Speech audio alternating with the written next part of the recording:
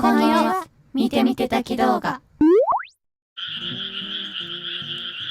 さあ、夜になりました。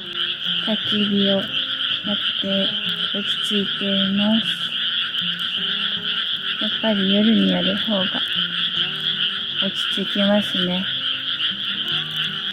今回はですね、焚き火を7色に変えるというね、ものを手に入れたので、それをね、やっていこうと思います。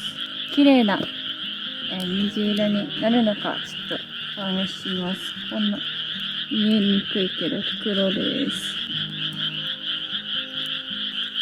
じゃあ、袋ごと入れるみたいなので、入れていきたいと思います。7色になる。よいしょ。はい。あ、溶けてきた。お、すごっ。おほほほ。すげえ。めっちゃ綺麗。青、水色みたいな色やね。すごい。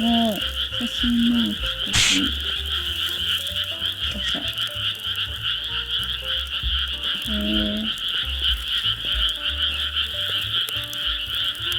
すごい綺麗だわ。これはちょっと買ってよかったなと思いました。すごいすごい。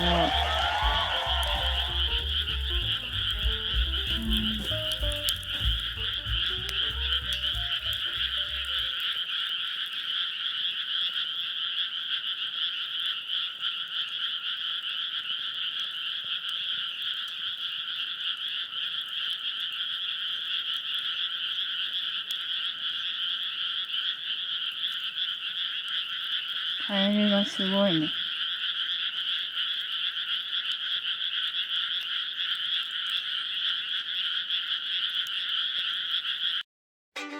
朝です。冷た。カレーを作っていきましょう。焦げちゃった。外で食べるカレーは絶対に美味しいわ。